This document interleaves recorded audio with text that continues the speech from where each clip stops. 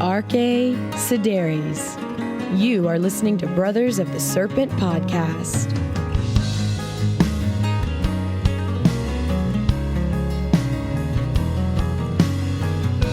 And I have a new microphone, ladies and gentlemen, boys and girls, angels and demons and monsters and serpents, and you are listening to Brothers of the Serpent podcast, coming to you not live through my new microphone from the 10 by 10 by 10 tangent cube of science, nestled amongst the dusty bones of an ancient seabed high atop the Edwards Plateau, deep in the heart of Texas.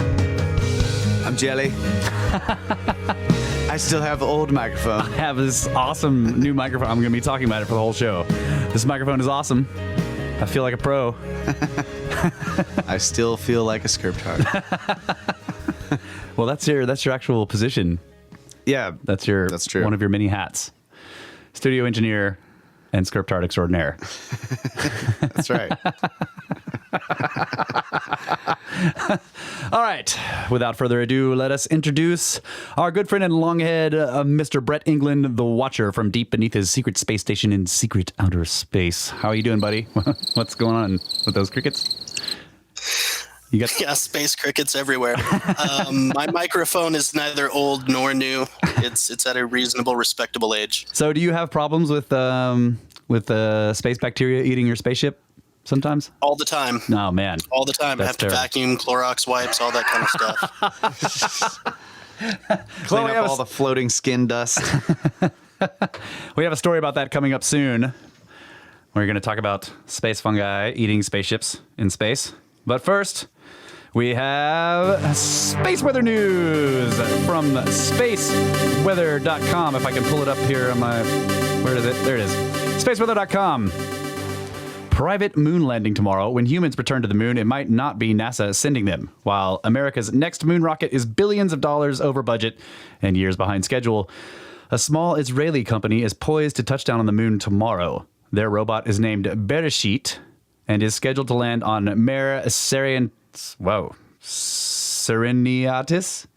I think. The Sea of Serenity, on April 11th around 3 p.m. Eastern Time. The event will be live streamed by Space IL, the first private company to land on lunar soil. Robots now, human next. Stay tuned. Also, under the Aurora Oval, there are certain places in the world, special places where auroras appear even without geomagnetic storms. Tromsø in Norway is one of them. Ole Salomonsen was there last night when the sky filled with swirls of green, no geomagnetic storm required. There's an awesome picture of it right there. Wow. I'll put this in the show notes. Auroras were dancing over Tromsø almost immediately after the sun set. He said, in theory, it is strange to see such strong and vivid auroras when magnetograms are as silent as they are. This is the good thing about being located just below the Aurora Oval. The auroral oval is a donut of light around the North Pole, which never goes completely dark because it is excited by a stream of energetic particles raining down from space. The particles are guided there by the shape of our planet's magnetic field. Under the auroral oval, auroras wax and wane, but they never vanish for long, even when the geomagnetic activity is low. Except, of course, during summer. April is here, and now we have only a few hours of darkness each night, a window that is narrowing as summer approaches. In Tromsø, this week may be the last of the season with visible auroras. Man, that must be terrible. Almost no night for a long time. Yeah, and no auroras either. Well, I'm used to that. It's terrible, though. Yeah, I agree with that. Puerto Rican fireball. What are the odds? On April 9th at 04:01 Atlantic time, a random meteoroid hit Earth's atmosphere and disintegrated with the luminosity of a waxing crescent moon. The impact, which could have happened anywhere, took place directly above a video camera in Cabo Rojo, Puerto Rico. This fireball streaked over the Caribbean Sea south of Cabo Rojo, says Frankie Lucena, who operates the camera. Also seen is the Lajas Aerostat, a tethered radar balloon, and Alpha Centauri. Lucena estimates the magnitude of the fireball as approximately -11.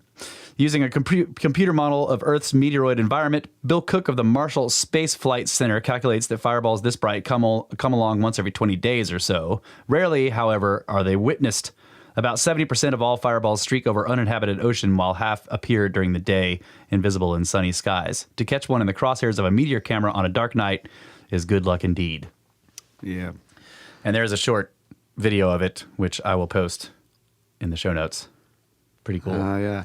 I think I saw one another one recently that was like in the daytime, but it was like twilight. Siberia. It exploded. Yeah.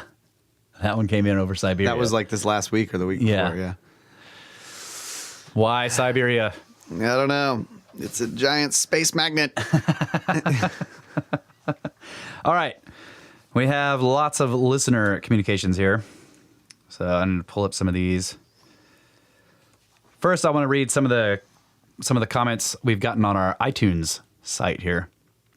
One of them is called Scriptard Conversion Therapy by the Dude. I think I'm operating on the theory that I know who this is. Do you like having your mind blown? Better yet, do you like having your mind blown with corresponding sound effects? If yes, Snake Bros is for you. From the Dude.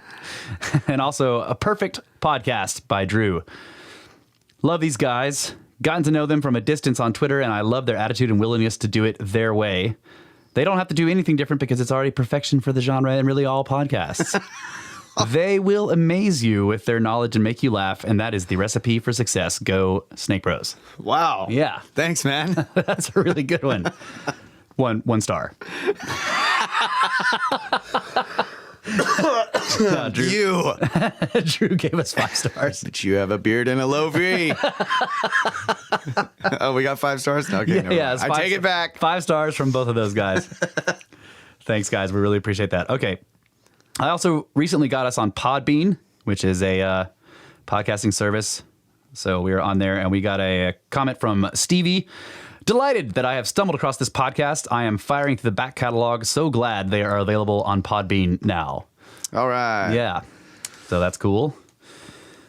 Future plans are to only allow the most recent 2 episodes, and everything else you have to pay $10 million pyramid dollars to get the back catalog. Get the entire back catalog. No, I'm just kidding. You have to send us to at least one pyramid to get the back catalog. But otherwise, it's free all the time. But still, that's not going to change. Okay, so a comment on episode 2, which is the very first episode.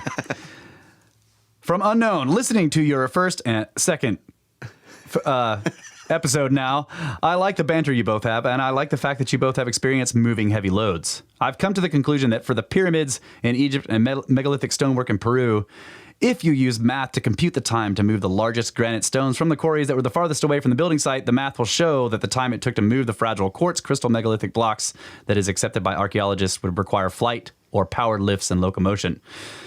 I am basing my hypothesis on when LACMA in Los Angeles moved the granite block levitated mass from the quarry to the museum, how long it took the team using modern tech to move this block, which is way smaller than any of the Trilithon stone blocks.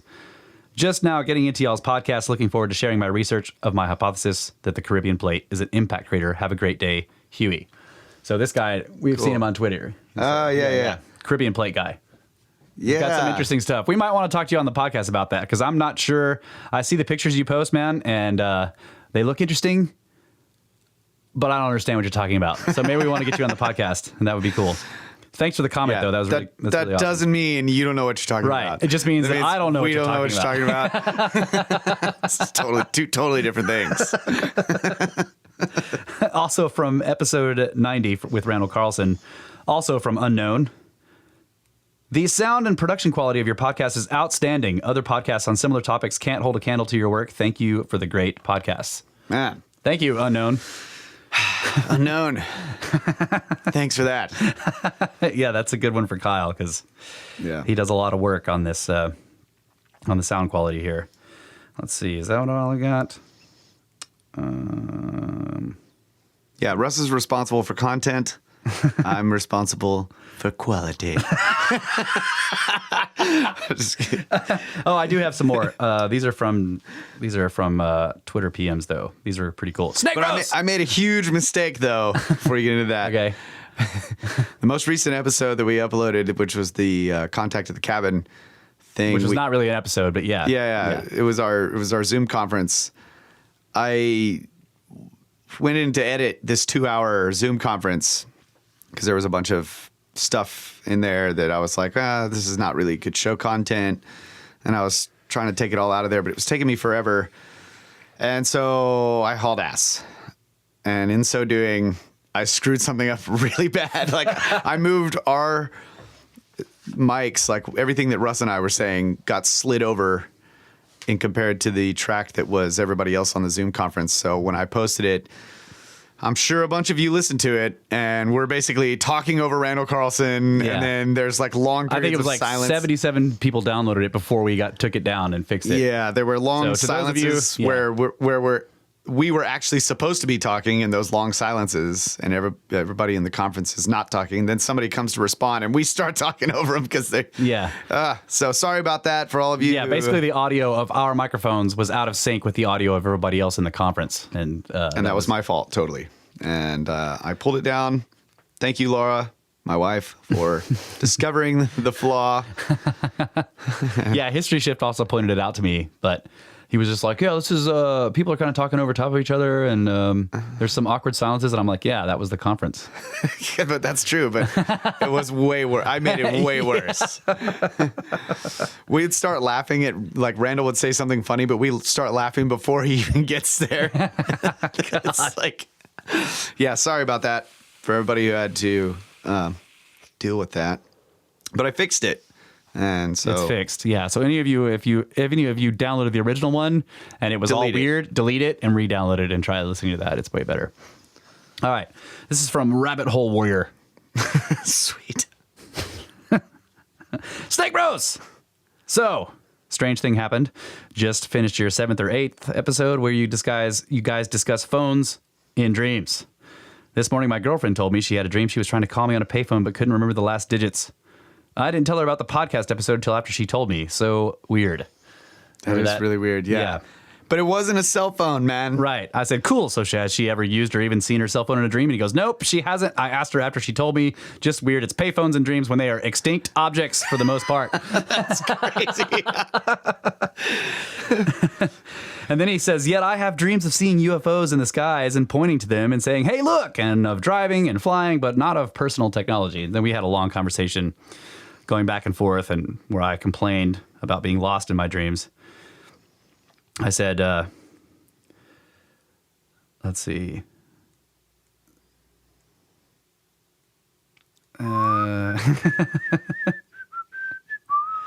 It's in here somewhere. Well, oh yeah, I get lost a lot in my dreams. This is me talking. I used to get lost a lot in real life. Then I got a phone with GPS. Haven't been lost in years in real life, but I still get lost in my dreams. Because I don't have my phone. Why, God, why? And then his answer, which was the classic Snake Bros answer, maybe smartphones are a dream come true, hence we no longer dream about them.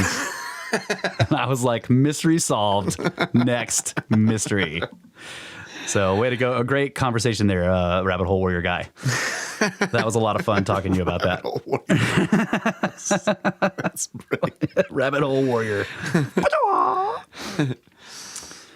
I got one. Okay. This is a pyramid scheme donation by Brandon Ricks. Thanks, Betty. Yeah. I don't know why you're paying us when you're doing all this work. That's awesome. Thank you. You received $6.66. Happy Slithern Day to my favorite snakes. You guys are doing a great job, and the community will get you to pyramids. Now you have to discuss why 666 isn't the sign of the devil. What is it then? I'm going to go find a rock to crawl under. He asked me once, he was like, so you think I could maybe I could get paid for making videos for people? And I know to say to him, no, but you could definitely pay me for making my videos. Thanks, bro. So, 666, I learned about from Randall Carlson. And what he said was that 666 is the number of man. And the verse that speaks about 666, I'm going to paraphrase because I don't have it in front of me, but it was something like, it will be on the back of your hand or on your forehead or something like that. Mm-hmm. And the way Randall described the symbolism there was that basically it's sacred geometry and these number systems that are fundamental to nature and say astronomy or the measurement of the world, geometry. And the symbolism of it being imprinted on your forehead is that once you get these numbers and you start to understand this sacred geometry and it becomes part of your way of thinking about the world, then when you see new things in the world, you can recognize the number patterns. And so that's the symbolic idea of it being on your forehead. Like it's in the forefront of your mind at all times when you're looking at nature. So, but interesting fact. So maybe that's how they could tell. The speed that the Earth travels around the sun is 66,600 miles an hour. Yep. And the difference between the melting point of water and the human body temperature is 66.6 degrees in Fahrenheit scale. Of course, the Fahrenheit scale. Fahrenheit. Find esoteric knowledge in the Celsius, Kelvin, whatever. Metric, whatever. Nopes. Bunch of nopes. What else? 0 to 100. I had some other 666 stuff, but anyway, yeah. So a lot of times also in sort of ancient mythology or more, I guess it's really more recent stuff like early, say Christian era type stuff or prior to that, just prior to that, maybe Roman, Christian, Catholic, when all that stuff sort of started developing, becoming a major religion in the world. A lot of institutions that practiced preserving or utilizing ancient knowledge, like followers of Tahuti or Thoth or whatever, were accused of worshiping the devil. Yeah. Right? These number systems or these technologies were like given names, like Baphomet, right? Yeah, exactly. Baphomet. Baphomet. Which is basically Sophia, who we know. Yeah. And so we just found out that she's basically the devil. But that the name Sophia actually means wisdom. Yeah. See? Yeah. Wisdom is the devil, right. In other words. Like it's weird symbolism. So that is evil. And I mean, you could say in one way or another that if you say 666 is the number of man, well, man's totally evil. It's like, look at all the evil things. Yeah, he created metal. Yeah, 666 is metal. All right. This one is from Aaron's Old Man. This is a great Twitter name. Hey, man, I just started listening to the podcast today. I'm loving it. Brilliant subjects, and I like the way you deliver it. I noticed on Podbean that episode 42, 48, and 49 have the earliest release dates. Were they your first podcasts? I'm just wondering because I want to listen to them in the order you recorded them. P.S. I laughed my ass off at the Daylight Savings episode. I hate it as well, and I didn't mind it so much until we had a baby to deal with. Exactly. Yeah. So I wanted to read this one on because I want to answer this question for anybody else who's noticed this because it's also noticeable. It isn't just on Podbean. I didn't mind it until I realized they were trying to steal our magical abilities. Yes. I'm talking about the chronology of the posting of the podcast. Yeah, I know. I was just still stuck on that. You're just an hour behind me, bro. So 42, the reason 42, 48, and 49 have the earliest quote unquote release dates is not because they were the first podcast recorded. It has to do with when I started to use a podcast tracking service. So I tested it out on the NSA. I tested it out on those episodes, right? On episode 42, 48, and 49. And then when I figured out that I wanted to use it for all of them, I had to go back retroactively and change the link for every single podcast that we had posted all the way up until the most recent one, which at that point was like in the 60s or something like that. So when I changed all those links, it changed the dates of their posting. And I didn't have to change episode 42, 48, and whatever. Yeah. So they appear to be the earliest ones, but that's not actually true. It just has to do with the way that the feed sees the posting date because of the edits I did to the links. So yeah, so that should never happen. Because this is a continuing conversation.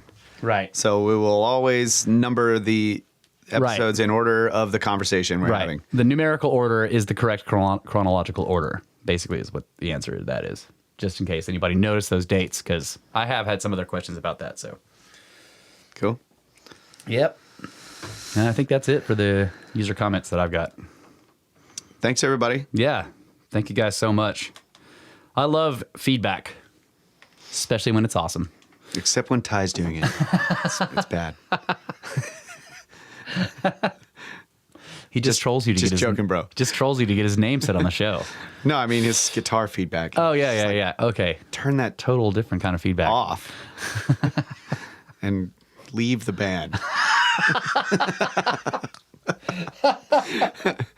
You're out of the band, Ty. Just saying. I just figured I'd tell you out in the open. Yeah. In public. In front of all of our listeners. In front of everyone. And now it's freaking. Go ahead. Drop kick that cymbal and get out of here. That's right. This is a settled firing. You're fired and it's settled. Can't argue with it. That's right. But if you form a new band, I want to play bass. All right. So I got some news stories here. 430 million year old sea monster unearthed in Britain, and Russ guessed its name when I showed him the picture. Cthulhu. This thing is crazy looking, and we'll post this picture in the show notes. Artist rendition of it. Let's see. I'm not going to read this whole story. Wait, why are you saying wow, Watcher? Wow, because I kicked Ty out of the band. Oh. Live, but not live. Not live on the show. Yeah, that was it. It was pretty epic.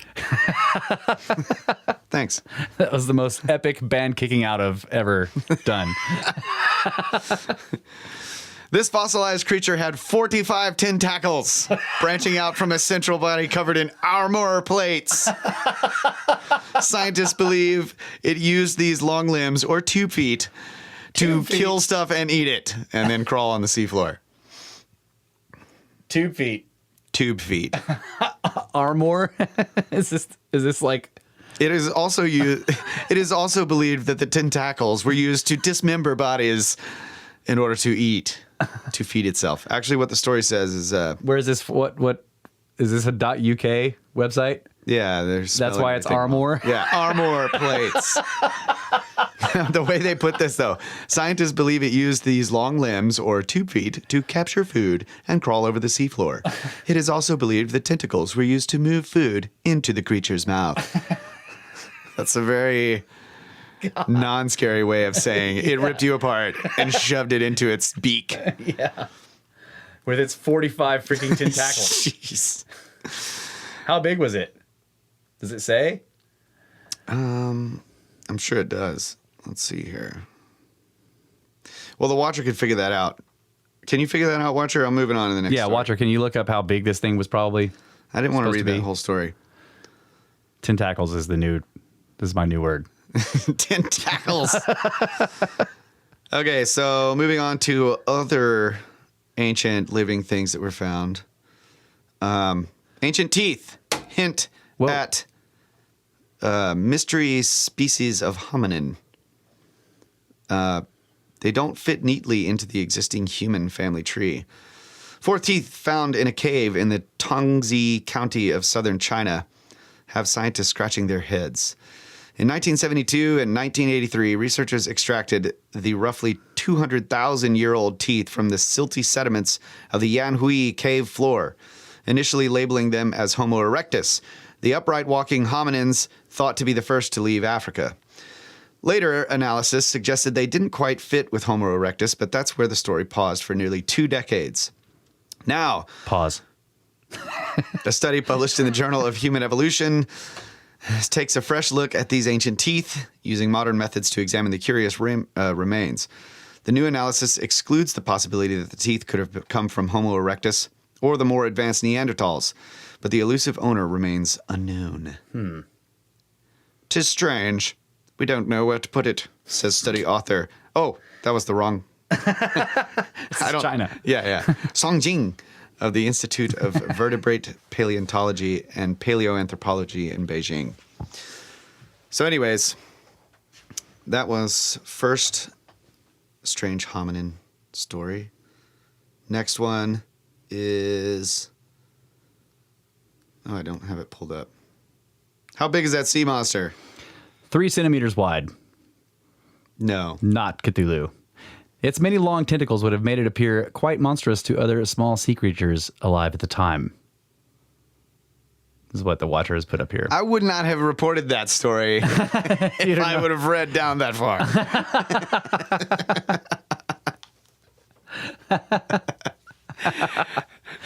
Basically, it's a giant diatom. Yeah. It's an urchin. Oh, I know where this story is. It was the Wall Street Journal, so I couldn't actually bookmark it. Yeah. It was in my... Thanks, WSJ. Yeah. Appreciate that. Just give me the whole story. I'm not going to pay for it. Evolution... So I didn't even actually save the... I didn't save the headline of the story. That's all right.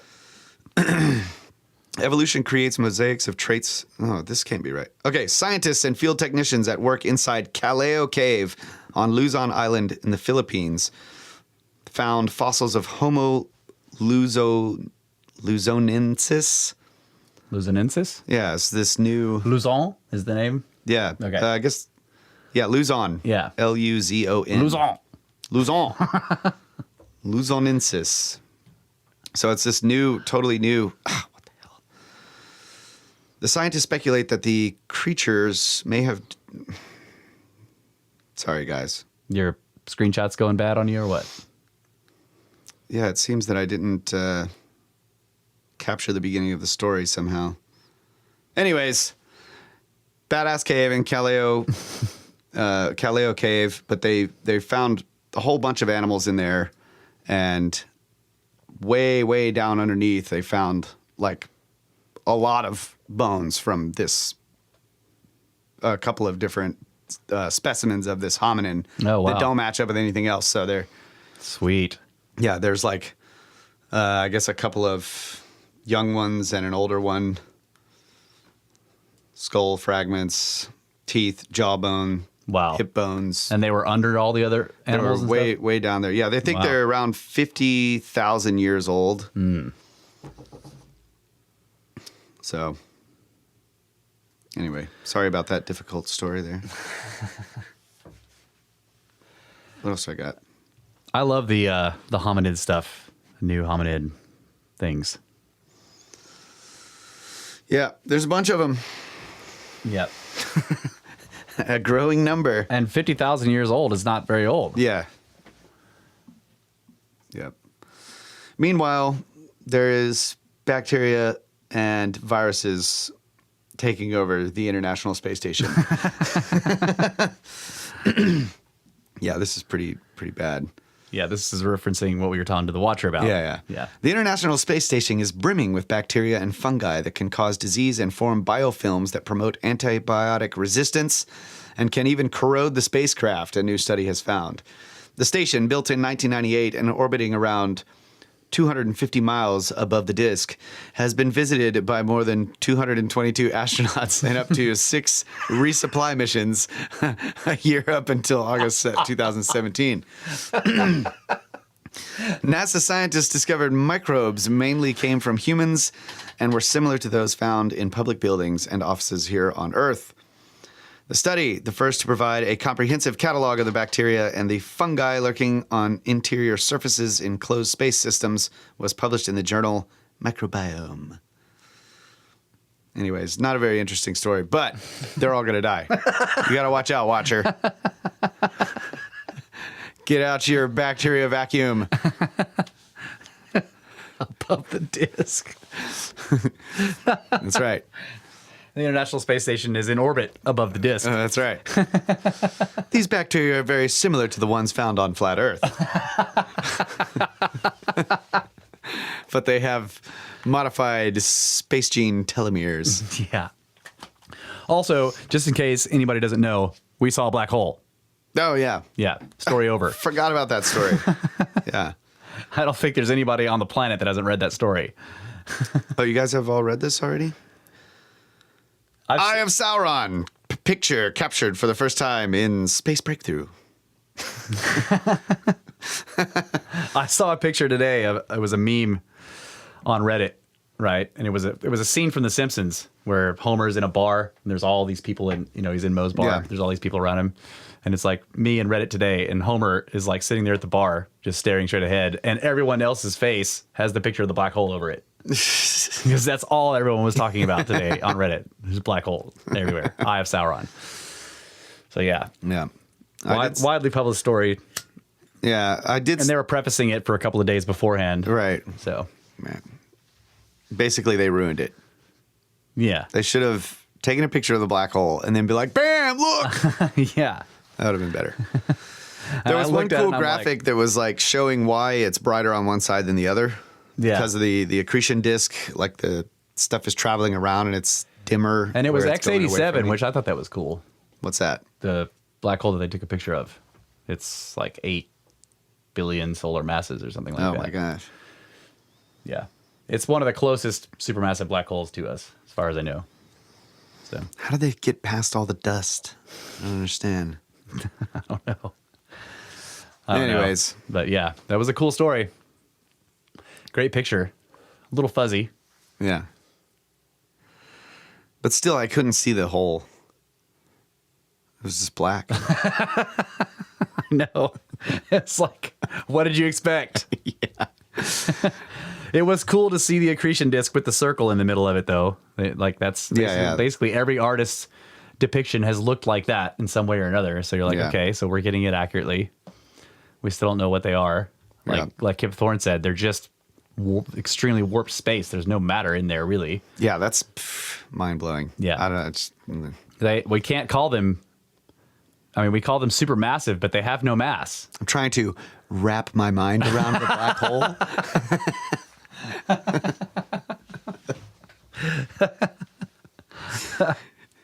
All right. We're going to take a break and come back for the main topic of the show. What's next?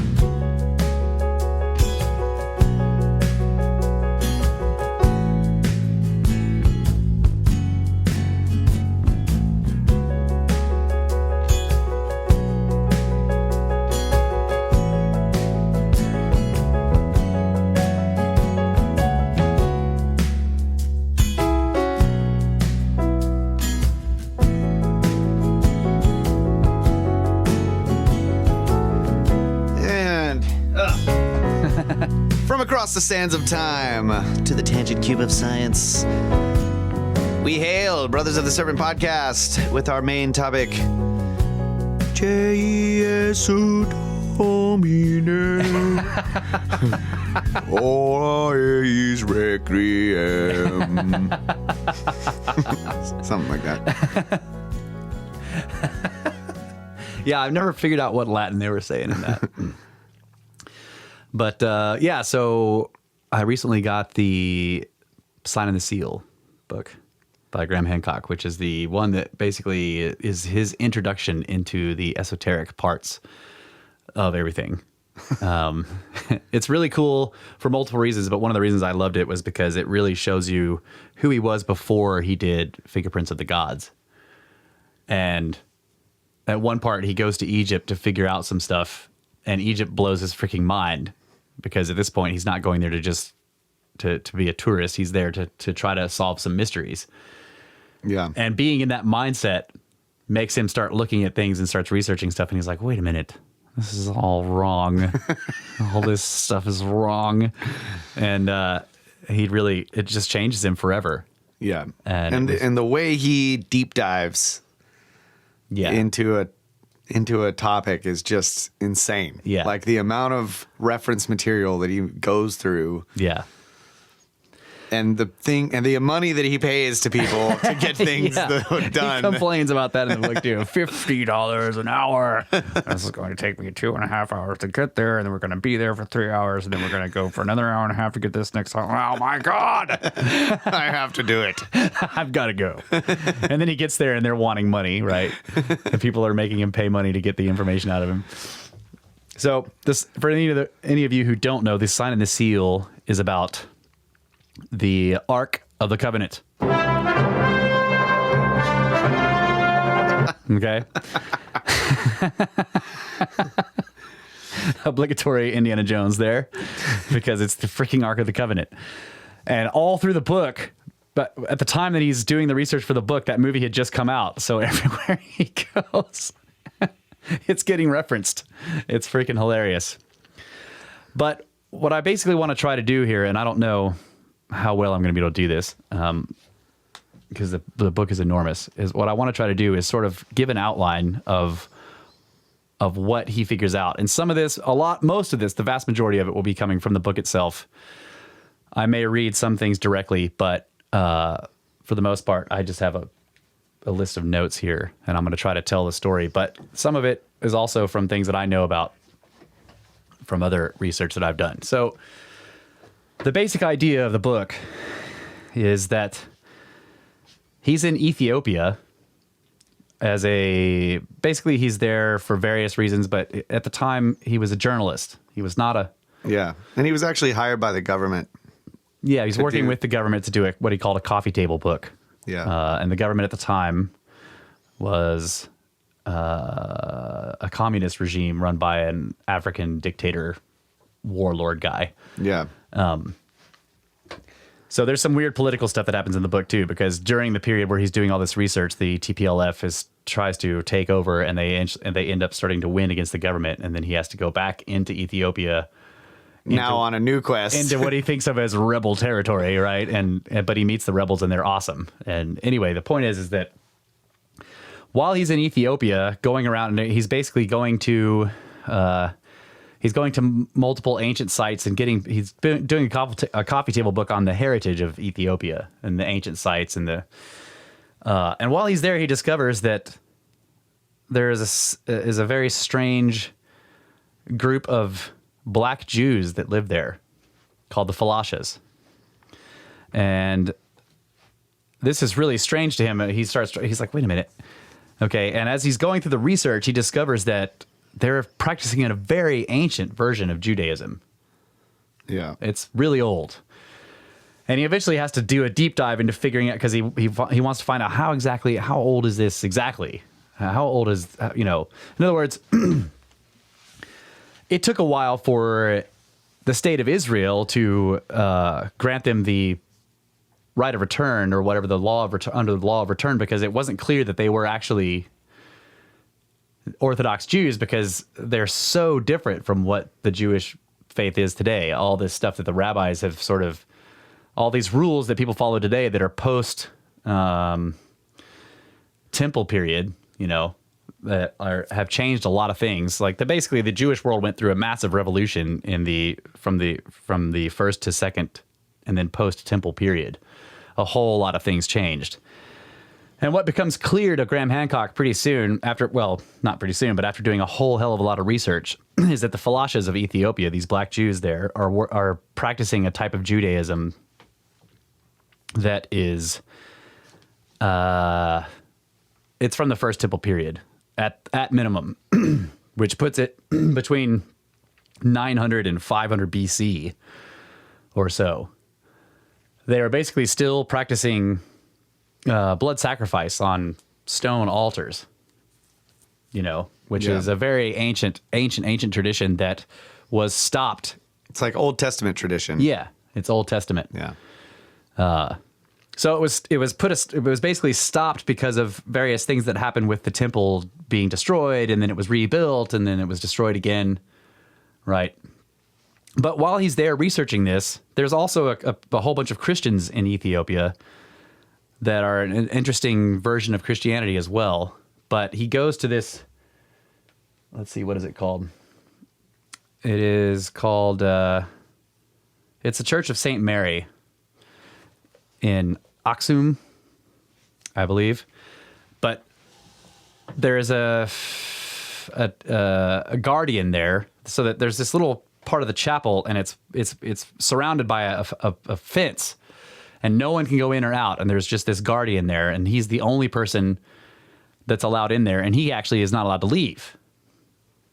Right, and he claims to be the guardian of the Ark of the Covenant of the Lord, right? And so Graham is like, okay, wait a minute, you're talking about like from Indiana Jones, right? Like you're talking about that Ark? Is that really what you're talking about? And it's hard to get the guy to talk to him because there's all these. It's weird. The Christians have the Ark. But there are these very ancient Jews there too, and he's like, "Wait a minute! Like, how do the Christians have it?" Right? So there's it. He gets interested in that enough to ask questions, and the guy basically says, "Yes, it's really the Ark of the Covenant." And the dude has like cataracts over his eyes, and Graham Hancock asks him like, you know, why are you like that? And the guy's like, "The Ark is a thing of fire." Yeah. You know, it is a powerful thing. And he spends most of his time surrounding it in smoke of frankincense because that supposedly dampens its ability to do harmful things. And he also tells the guy, like, so he starts to look at these. There's a book of legends from Ethiopia called the Kabra Nagast. And it basically tells this story. This is the first thing that he found out. There's this story of how the Ark ends up in Ethiopia. And the story basically goes, and I think we've talked about this on the podcast before, but the story basically goes that when Solomon was king in Israel, which is around 900 BC, okay, the queen of Sheba learns about him, about this awesome, like most wise man in the world, king in Israel, and she decides she's got to go visit him. So she packs up a huge caravan, fills it with treasure, gold, and everything from her kingdom. And they travel to Israel, and she meets with the king, and they conceive a child together. And when she finds out that she's pregnant, she leaves, which is an interesting thing. She bails and goes back to Ethiopia about when she's like 12 weeks pregnant or something like that. And she bears a son who is called Menelik, which means son of the wise man. In their ancient language. Okay. So the story goes in the Kabra Nagast that when Menelik reached the age of manhood, between 18 and 20 or so, he's like, I gotta go meet my dad, right? She's like, yeah, your dad's really awesome. He's really smart. So he's like, I gotta go meet him. So he travels to Jerusalem. And the story goes that he comes into Solomon's court and he's instantly recognized as they could just tell, you know, he's got Solomon's nose or something like that. Yeah. Everybody could tell that he was the son of Solomon. And Solomon thought he was great. He was also pied. Yeah, well, that's in Parzival. Oh, okay. Yeah. That's not in the Kabra Nagast, but you're right. There is a story about that. So Solomon likes him so much, and so him and Menelik hang out, and Solomon's teaching him everything, shows him his library, shows him all this stuff or whatever, and shows him such favor, according to the Kabra Nagast legend, shows him such favor that the other patriarchs of Israel got upset, and they demanded that he be sent back. Right, you're showing him too much favor, and Solomon, being being who he is, remember this is the guy that was like, oh yeah, you both want the same baby, we'll cut it in half and give right. This is the same guy. He's like, oh okay, I need to send him home, sure, but as traveling companions, we'll send all of your firstborn sons home with him. And they actually agree to this, yes. So Menelik returns to Ethiopia, to his mother's kingdom, wherever that may be. That the idea from the Kabra Nagast is it's Ethiopia. Returns with a huge contingent of the firstborn sons of the patriarchs of Israel, which all of them would be, you know, priests and steeped in their traditions and having learned all their esoteric lore. And a couple of them, not Menelik himself, but a couple of them conspire to swipe the ark from the Holy of Holies in Solomon's temple before they leave. And they don't actually tell Menelik about this until they're long on their way. And he's like, what the fuck? And he thinks about it for a while and realizes, well, you know, the ark is a thing of God, and if God didn't want to be here, it wouldn't be here, so it must need to be here, so he accepts it. Okay. So that's the story of the Cabral Nagas. They bring it, and then they bring it back he brings it back to his mother, and he rules as emperor in Ethiopia or whatever, and they have the Ark of the Covenant from then on.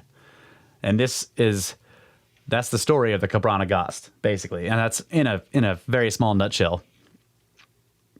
But Graham Hancock looks into that, and he's like, okay, that's an interesting legend. But there's all these scholars, of course, that he starts researching all these scholars looking into it, and they all think it's crap. And they, and the question is like, well, where did these very ancient Jewish traditions come from that are in Ethiopia that have obviously been cut off from the worldwide Jewish tradition since before the time of the Second Temple? And they had this idea that it was Jewish merchants that came down through some other route. I can't remember what it was. But so he kind of drops the story for a little while, and he goes on a vacation. He gets out of Ethiopia, goes back to England, and then he goes into France with his family, and they go on a sort of cathedral thing, right? He goes cathedral hopping. Yeah, he goes on. He's like, we saw a few chateaus, and then they go to. I get my notes on this. A cathedral in a place called another Saint Mary. This is another Saint Mary's Cathedral, and it's called Chartres, right? Chartres, French. And it's an enormous, one of the first Gothic style cathedrals in Europe. And it's absolutely gorgeous. And most of the work on it was done in the 11th and 12th centuries AD. Okay.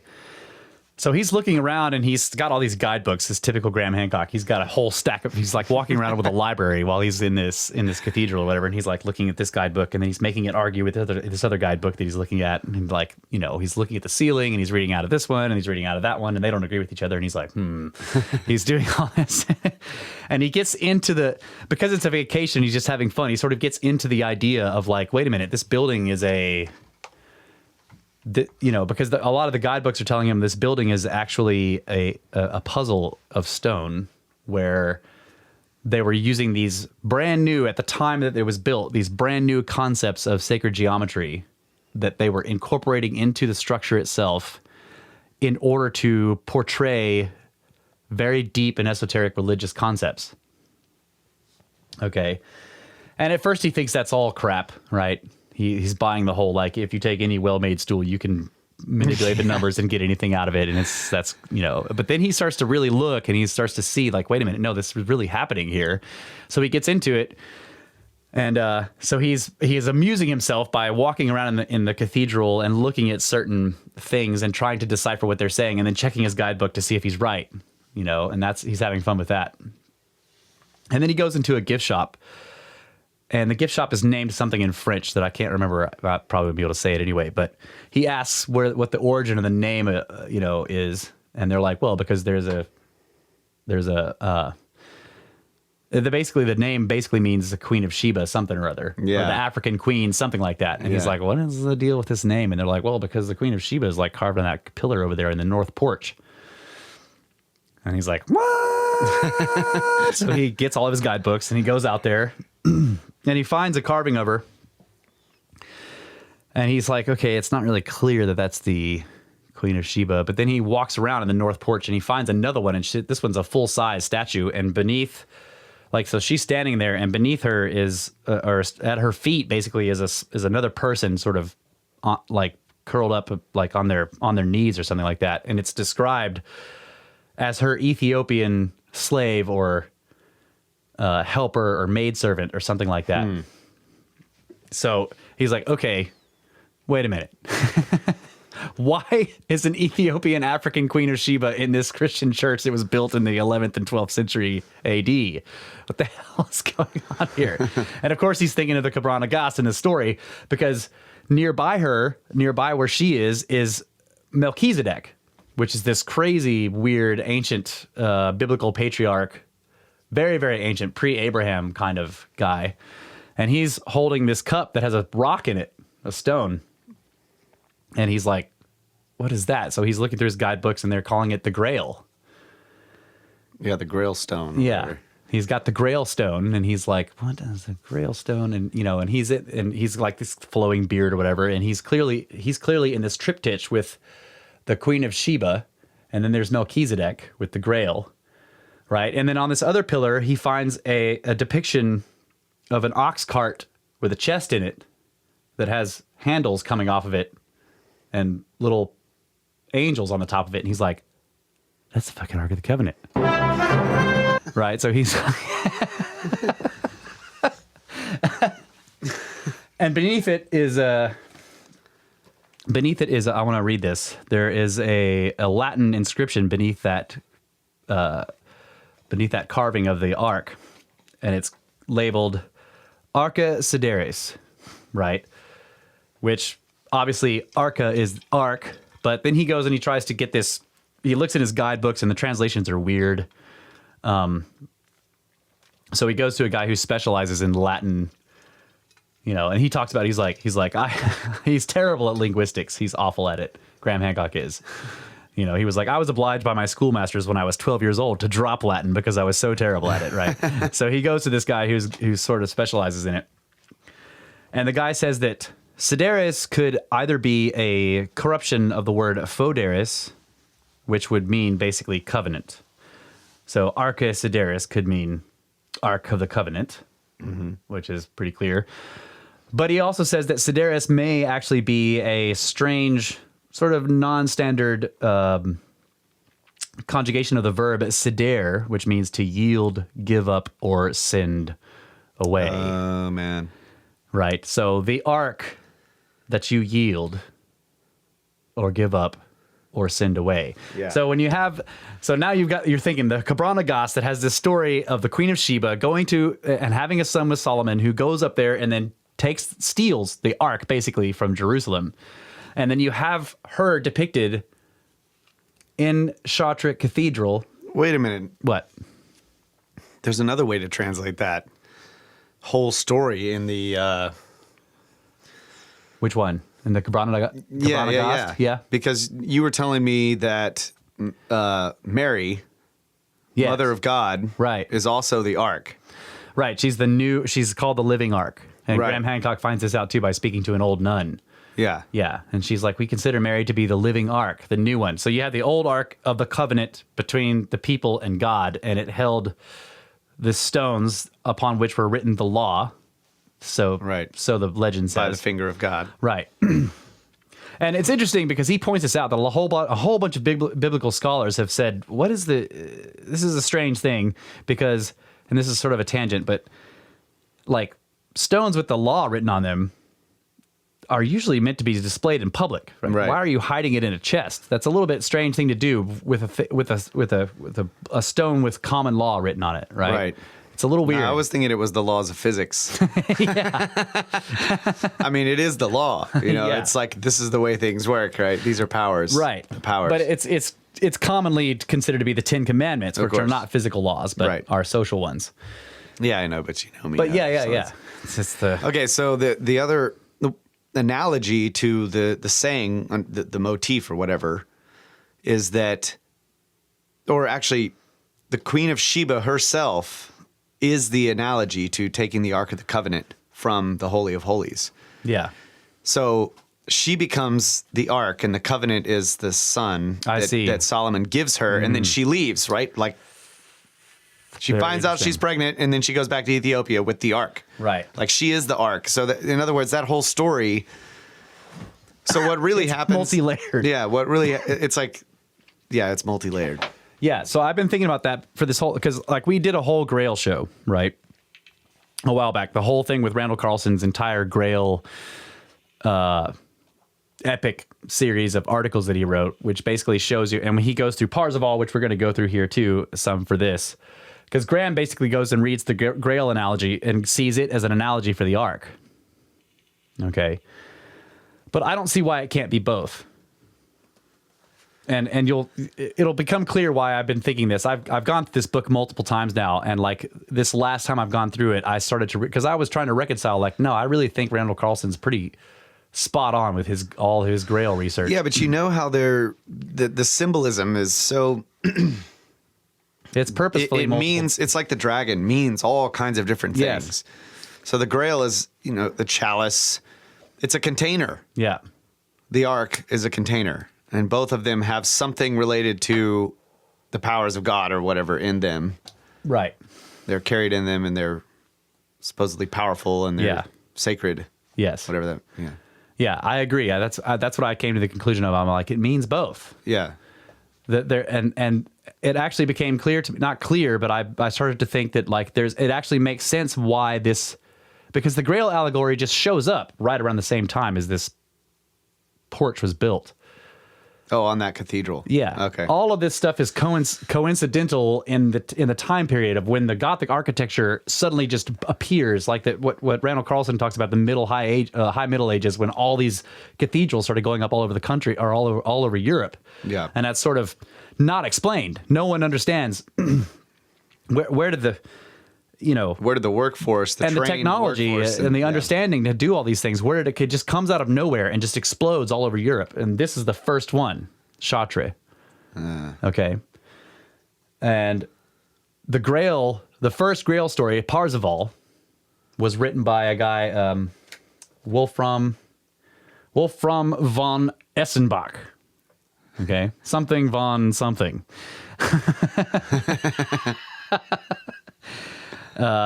And he wrote the first popularized Grail story called Parzival, which has the same.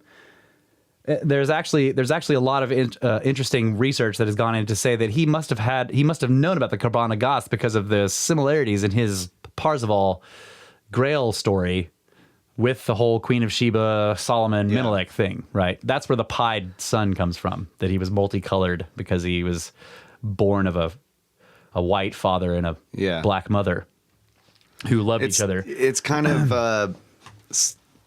like a trend or a type of a way to tell a story, like in these old times where you have a group of people that all understand this knowledge and they agree, let's all write a story about it. Yeah. And so each one of them writes one, and they're all slightly different, but they're telling the same story. They're telling the same story. So, of course, Graham is like, who built this freaking cathedral? Right? And it was built by the Templars. So, then he starts researching Templars. So, the Templars initially started as 9 French noblemen. They went to Jerusalem in 1119 AD, about 20 years or so after Jerusalem, the Crusades and everything was going on. So the Crusades happen. There's an enormous group of basically militant Christian knights called the Knights of St. John that are already an order of the church that had thousands of members, and they went in there and they were actually doing all the fighting. These 9 French guys start up the Templar, and they go to Jerusalem, and they claim their claim that there is what they're going to be doing is protecting pilgrims on the road to Jerusalem, right? Yeah. But there's only 9 of them, and once they get there, they acquire. They pitch the idea. Right? Yeah, they sort of pitch the idea to a guy who has set up a king who has set up his.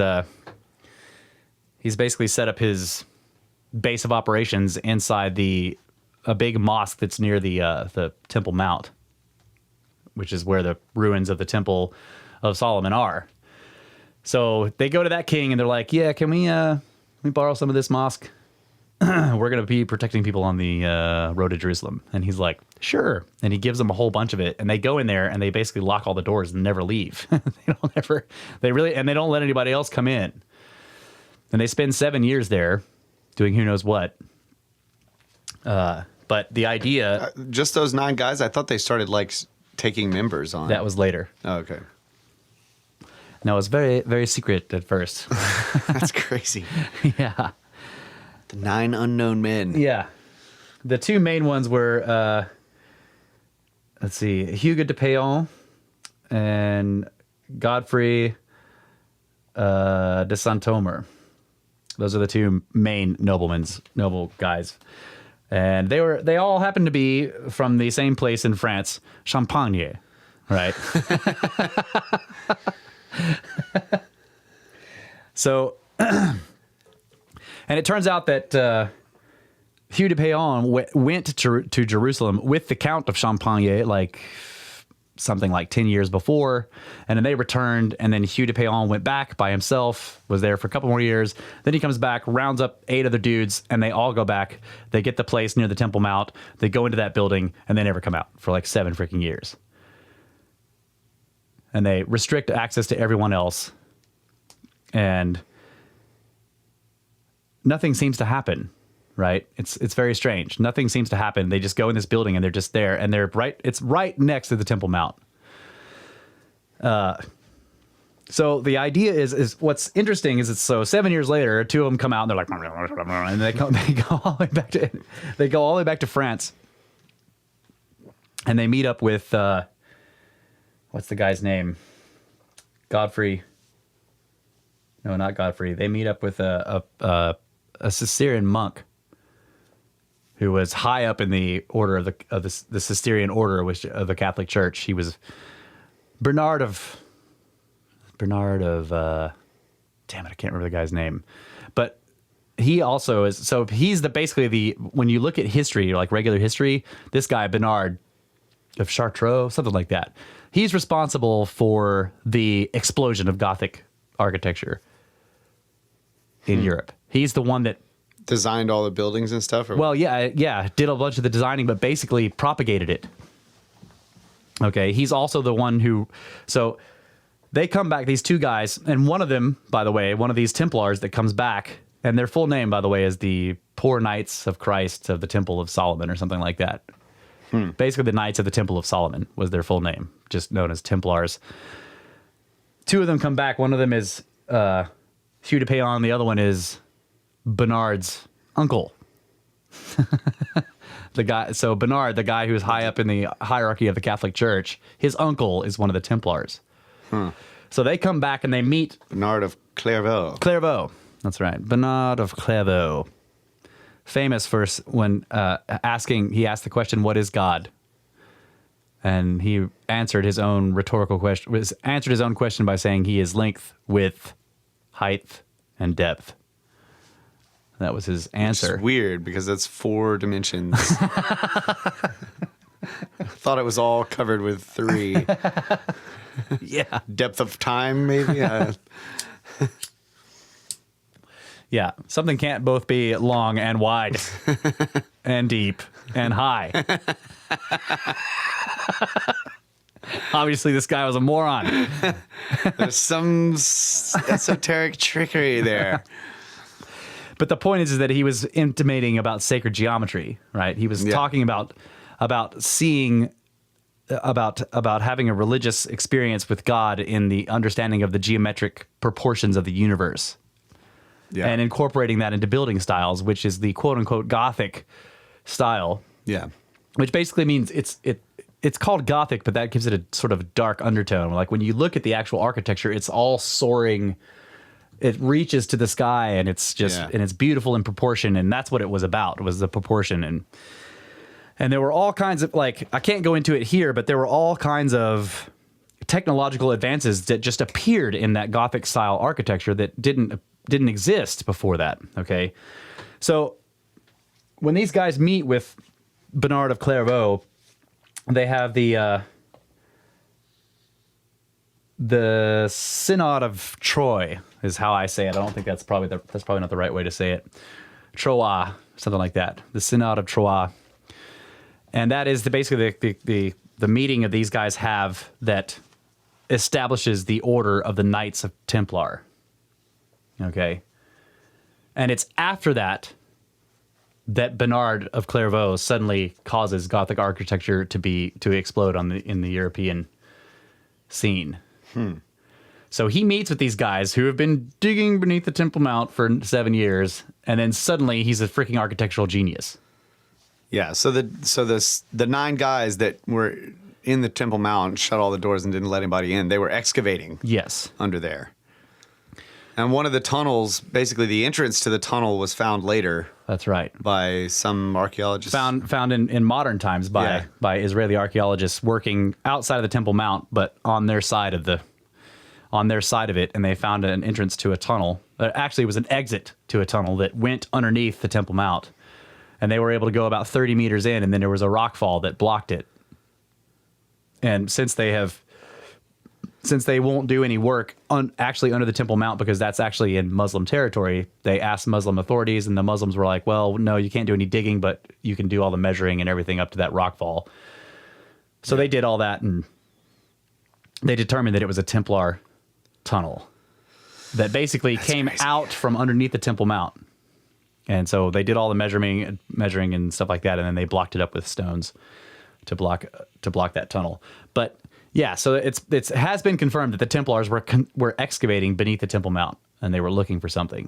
And it's pretty obvious that they were looking for the Ark of the Covenant. Yeah. But they didn't find it. And we can talk about that when we come back.